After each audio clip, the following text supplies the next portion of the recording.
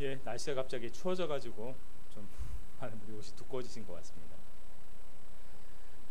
우리가 지금 뭐 계속 나누는 주제이기도 하지만은 우리가 이 질병의 상황이라는 것들이 우리가 많은 것들이 고통 속에 살게 되는 것 같습니다. 여러분들이 기억하는 이 질병의 상황들이 어떤 게 기억나시나요?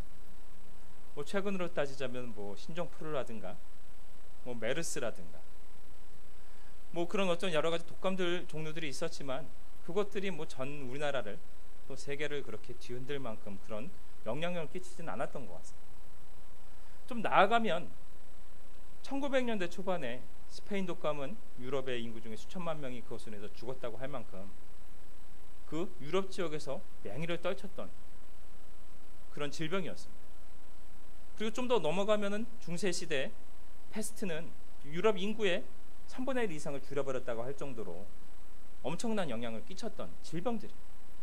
하지만 그건 역사 속에서 있었던 문제들이고 의학과 과학이 발달하여 그 질병의 원인이 바이러스인 것과 그것을 치료하는 방법들이 개발된 이 시대에 있어서 이 코로나 사태라는 것들은 우리에게 굉장한 무력감과 두려움을 주고 있는 것 같습니다.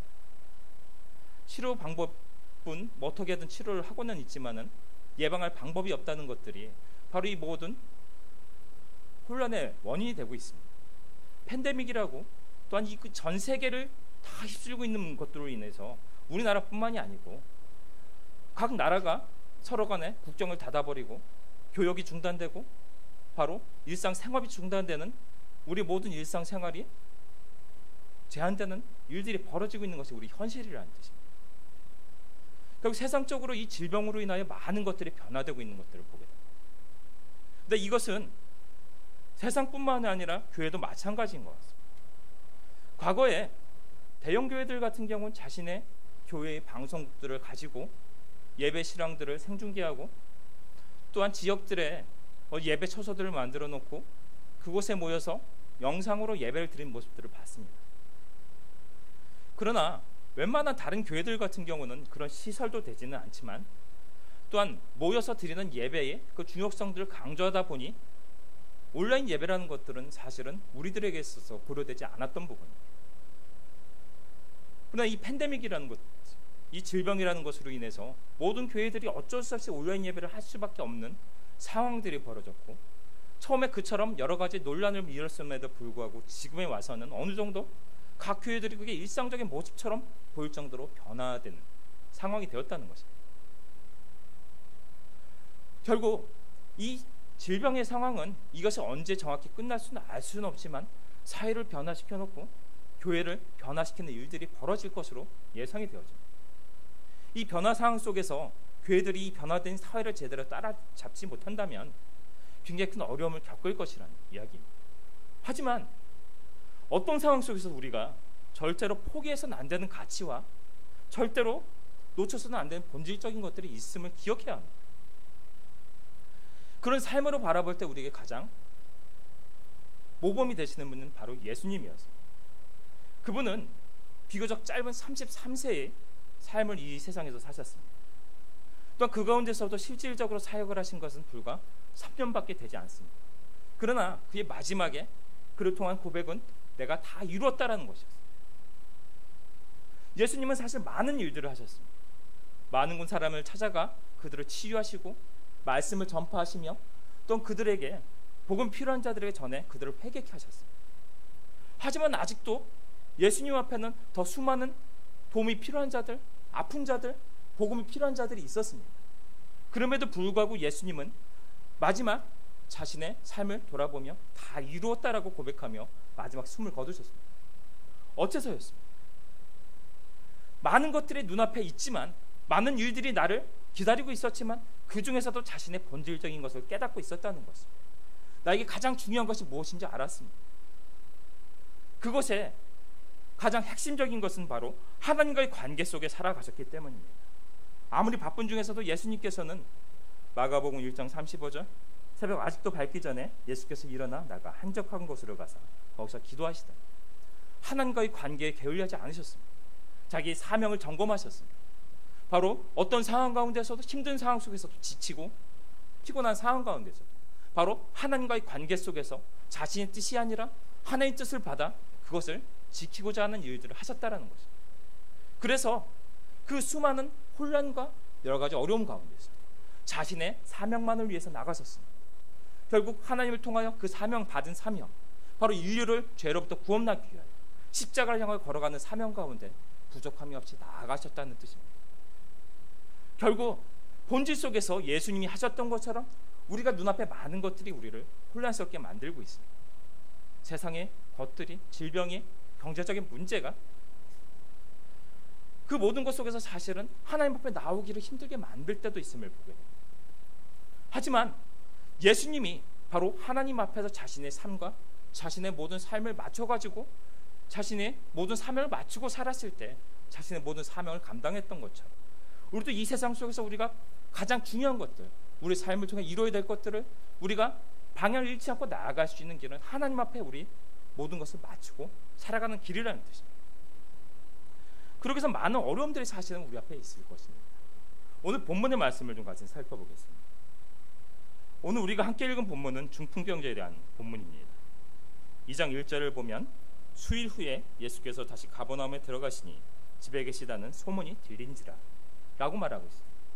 수일 후에 이런 일이 벌어졌다라는 것은 바로 이 일이 있기 전에 여러 가지 일들이 앞에 있었음을 말하고 있습니다. 1장을 바라보면 예수님이 사역 초반에 대한 일들이 여러 가지로 나와 있습니다. 가장 먼저는 바로 사역을 시작하기 전에 침례 요한으로부터 침례를 받으시고 성령 충만하신 상태로 광야에 나가 40일 동안 시험을 받으셨습니다. 또한 그 상태로 나와 회당에 들어가 그들에게 말씀을 전했다라고 합니다. 근데 모아는 사람들이 놀랍도록 그 말씀을 들었습니다. 야고보복음 1장 22절을 보면 무사람이 그의 교훈에 놀라니 이는 그가 가르치시는 것이 권위 있는 자와 같고 석인관들과 같지 아니할매요. 이 시대에 전해지는 말씀들은 굉장히 기계적이고 율법적이로 과거로부터 자신들이 받아온 그 말씀의 습관대로 그들은 어떤 것이 가장 율법 중에 중요한 것이며 어떻게 말씀 율법을 지키고 살아갈지에 대한 것들이었습니다. 사람들이 들을 때 무엇을 지키고 살아갈지는 알았지만 하나님의 말씀의 감동이 존재하지 않았다는 뜻입니다. 그러나 예수님의 말씀은 달랐습니다. 바로 본질적인 말씀들, 하나님의 말씀, 그 말씀을 가지고 풀어서 그들에게 가르칠 때 바로 율법을 통해서 그들이 들었던 정죄하는 자신을 감싸다 그 말씀들과는 다른 생명의 말씀들을 느꼈다는 뜻입니다. 그것을 통해 큰 감동을 사람들이 받았다라는 것입니다. 게다가 그것으로 그친 것이 아니라 예수님은 그 회당 안에 귀신 들린 자가 있는 것을 바라보시며 귀신을 떠나가 명할 때 귀신이 떠나가는 역사가 일어났습니다. 예수님 그 말씀의 능력과 또한 그것을 뒷받침하는 권능으로 인하여 모든 사람들이 바라볼 수 있는 사람으로 바로 그 선지자로 우뚝 섰다라는 뜻입니다. 많은 사람들에게 예수의 소문이 온 갈릴리 지방에 퍼졌다라고 말합니다. 예수님께 수많은 사람들이 귀신 들린 자들이 찾아와 은혜를 입고 그것을 나음을 받았다고 말합니다. 예수님께서는 여러 마을을 찾아다니시면서 치유하시고 복음을 전파하시고 전도 사역들을 감당하셨어요. 근데 너무 많은 사람들이 찾아오다 보니 사람들에게 밝혀 어디로 움직이는 것을 밝히고 다니기 힘들 지경이 됐을 정도. 심지어 예수님은 사역 가운데 그 당시로는 누구도 생각하지 못했던 나병 환자까지 치유하시는 일들을 벌이시며 그를 통하여 바로 이 일을 많이 전파해 널리 퍼지게 하니 사방에서 사람들이 그에게 나오더라. 바로 2장 1절에서 수일 후에가 바로 이 사건들을 가리키고 있습니다. 예수님은 바로 자신의 초기 사역들을 통해서 사람들에게 자신의 능력과 말씀의 능력으로 많은 사람들을 끌어들이기 시작합니다. 2장 2절 많은 사람이 모여 집에 계시다는 소문이 들린지라 많은 사람이 모여서 문 앞까지도 들어서 자리가 없게 되었는데 예수께서 그들에게 도를 말씀하시더니 가버나움에 다시 돌아오셨다고 말합니다. 그처럼 피해 다니시면서 돌아다니시면서 각 마을에서 말씀을 전하시고 치유하시던 예수님이 도시로 다시 돌아와 자기 사역을 시작하십니다. 아마 이 중풍병자를 만나기 위해서였을 수도 있다라고 생각합니다. 어찌되었든 가버나움에 예수님이 돌아오셨다는 소식을 들은 많은 사람들이 몰려오기 시작합니다. 그 소식을 들은 사람 중에 중풍병자와 중풍병자의 여러 지인들이 있었습니다. 예수님이 오셨다는 소문을 듣고 이 중풍병자도 예수님 앞에만 나가면 치유될 것을 그들이 소망하기 시작합니다. 그래서 그를 침상채로 걸을 수 없는 그를 침상채로 들어 네 사람이 들어 옮기기 시작합니다. 근데 그들 앞에 문제가 생겼습니다. 그들 앞에 수도 없는 사람들이 발도 디딜 틈 없을 정도로 예수님의 집을 둘러싸고 있었던 것입니다. 많은 귀신 들린 자들, 병든 자들, 또한 예수님의 기적의 소문을 듣고 그것을 체험하고자 하는 많은 사람들이 모여들었었을 것입니다. 그래서 그들 앞에는 예수님을 만나 병을 치유하고자 하는 소망을 갖고 왔지만 나아갈 수 없는 상황이 되었습니다. 일반적으로 어떤 이런 상황이 된다면 어떻게 생각할까요? 우리 신앙에서도 마찬가지입니다. 우리 여러 가지 어려운 점들이 생길 때가 있습니다. 그것을 가지고 하나님 앞에 나아가 기도하고 모든 것이 나아가 소망을 가질 때가 있습니다. 그런데 그것마저도 여러 가지로 우리가 제한이 되고 우리에게 위기 상황이 벌어지고 어려움이 생길 때가 있습니다. 보통 위기에 처했을 때 사람들의 반응이 두 가지로 나온다고 합니다. 하나는 부정적으로 그것에 무릎을 꿇는 경우이며 다른 하나는 적극적으로 대처하여 그것을 이기고자 노력하는 것입니다. 신앙에 있어서도 사실은 마찬가지입니다. 내가 예수님을 더 깊숙이 만난 경험이 있으며 인생 가운데 은혜를 받은 경험이 있다면 눈앞에 어려움이 있을지라도 그것을 참고 견디고 이것을 넘어서 예수님 앞에 나가야만 이 문제가 해결된다라는 그 신념으로 버틸 수가 있습니다.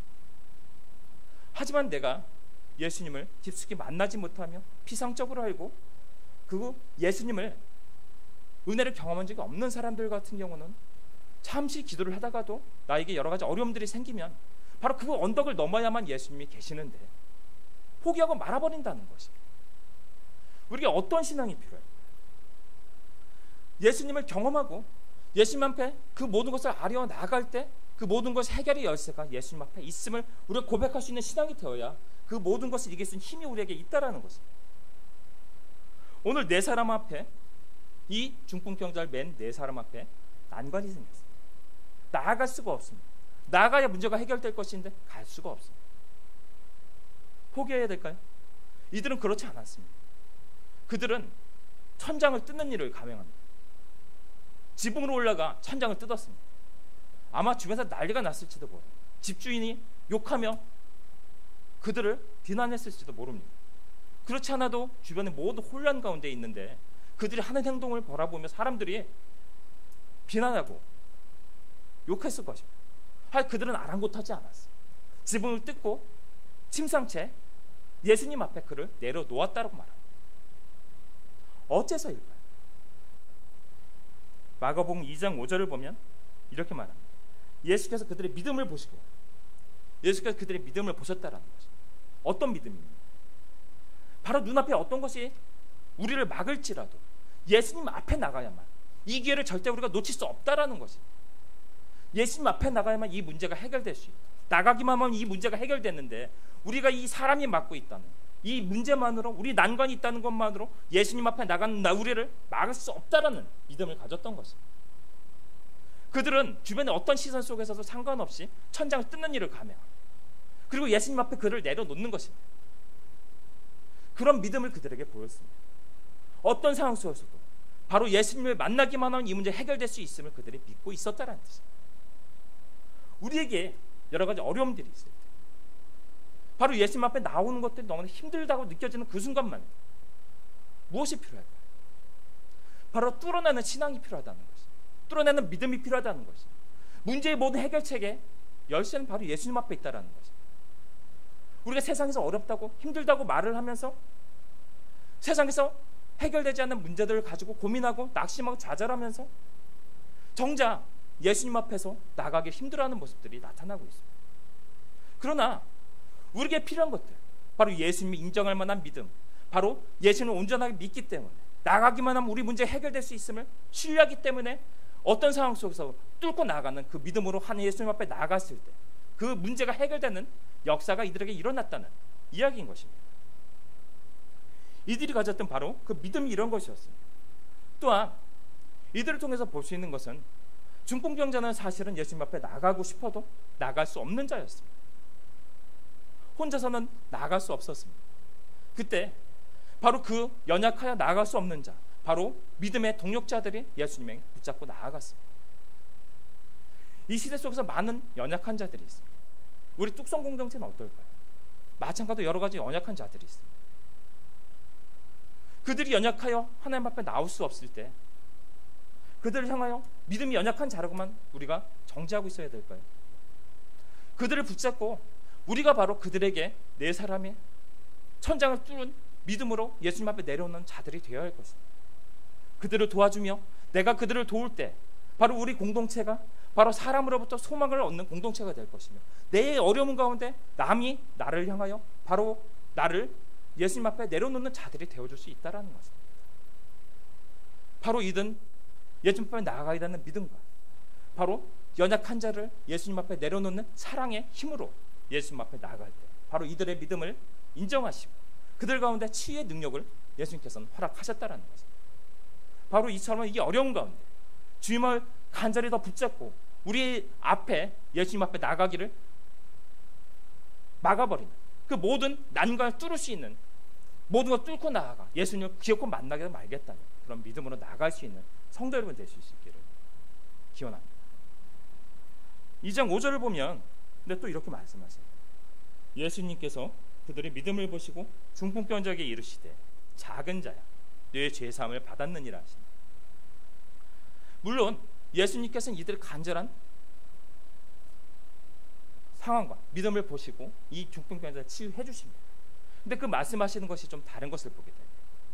작은 자여 내 죄사함을 받았느니라. 예수님의 관심이 어디 있는지를 보여줍니다. 사실은 예수님께서는 내 병의 치유를 받았다가 아니라 내 죄사함을 받았느니라. 이 문제가 바로 또 논란을 불러일으킵니다. 그렇지 않아도 천장을 뜯어내리는 사람들로 인해서 사람들에게 웅성웅성하고 있을 때 예수님께서는 네 믿음을 보시고 내 작은 자의 내 죄사함을 받았느냐라고 말합니다. 유대인들에게 있어서 바로 유일신 여호와 하나님만을 믿는 자들에게 있어서 예수님께서 죄사함을 선포하는 이것은 바로 신성모독과 다름없는 행위였습니다. 바로 예수님께서는 바로 자신이 왜 이곳에 오셨는지 자신의 모든 권능의 결국은 근원은 바로 죄사함을 통해 너희들의 영혼의 구원을 위해서 이곳에 오셨음을 선포하고 계셨던 것입니다. 예수님께서는 이 중풍병자를 통해서 자신에게 죄사함의 권세 바로 내가 하나님이 보내신 이곳에 보내신 바로 구원자 내가 하나님의 권능을 가지고 죄사함을 통해 너희들을 구원할 구원자를 선포하러 이 시간에 선포하고 계신 것이었습니다. 우리가 예수님에게 우리가 소망하는 것은 무엇입니까? 많은 것들이 있을 것입니다. 우리에게 물질적인 것들, 우리 직장의 문제와 우리 가정의 문제와 건강의 문제와 물론 그것들이 중요하게 하나님 앞에 예수님 앞에 간절히 구해야 될 조건들일 것입니다. 그러나 더 본질적인 것이 있음을 말합니다. 누가복음 7장 25절을 보면 예수님은 그러면 너희가 무엇을 보려고 나갔더냐? 부드러운 옷 입은 사람이냐? 보러 화려한 옷을 입고 사차게 지내는 자는 왕궁에 있느냐? 너희들이 단지 물질을 구하기 위해서 나에게 나오는 것이면 그 물질이 있는 자들은 왕궁에 있다라는 것입니다. 그러면 너희가 무엇을 보려고 나갔더냐? 선지자냐? 옳다 내가 너에게 이르노니 선지자보다 훌륭한 자가 바로 나라고 말합니다. 너희들이 세상 속에서 뭔가 너희들의 문제를 해결하려고 뭔가 너희들 앞일에 뭐가 있을까 싶어 찾는 그 선지자들보다 바로 세상에 나와 죄를 사하며 너희 영혼을 구원하는 바로 그런 자서 너희 앞에 서 있는 것이 바로 나라고 말하고 있습니다. 이 세상 가운데 우리가 단순히 세상의 현세적인 것만을 통해서 예수님께 구하고 있다라면 이 시대의 이 모든 문제들을 해결되지 않고 있는 이 문제들 가운데 우리는 예수님께 소망이 없을 것입니다. 하지만 예수님께서 말합니다. 내가 너희에게 온 본질적인 목적은 너희 영혼을 구원하는 것, 죄사함을 통해서 너희 영혼을 바로 생명으로 옮기는 것이다. 단 너희들 그처럼 간절하게 구하는 그 믿음 속에서 너희들의 병을 고치며 너희들의 삶을 인도하며 너희들의 모든 것 가운데 너희의 응답을 주신 하나님의 힘을 선포하고 계셨다는 것입니다. 우리가 이 중풍병자를 통해서 예수님이 선포하시는 것들을 바로 이 시대에 붙잡아야 될 것입니다. 우리가 예수님 앞에 나가는 게 힘들 때가 있습니다. 여러 가지 문제들에 몸이 피곤해서 때로는 예배를만 나오려고 하면 기도만 하려고 하면 여러 가지 급한 일들이 생깁니다. 누가 찾아오거나 당장 해야 될 일들이 생기고 그것들로 인하여 바로 이것보다 더 급한 일이 해결될 것처럼 우리 앞에 방해하는 것들이 나타나. 근데 우리가 본질적으로 생각할 때 가장 중요한 것이 무엇인지 분별할 수 있는 지혜가 필요하다는 것이. 우리 그 모든 문제 가운데서 그 문제를 해결하기 위해서 어디로 가야 돼요? 우리들 어려운가요? 경제적으로? 질병으로? 오늘도 이 지역에 많은 코로나 환자들에 대한 소식들이 들려옵니다.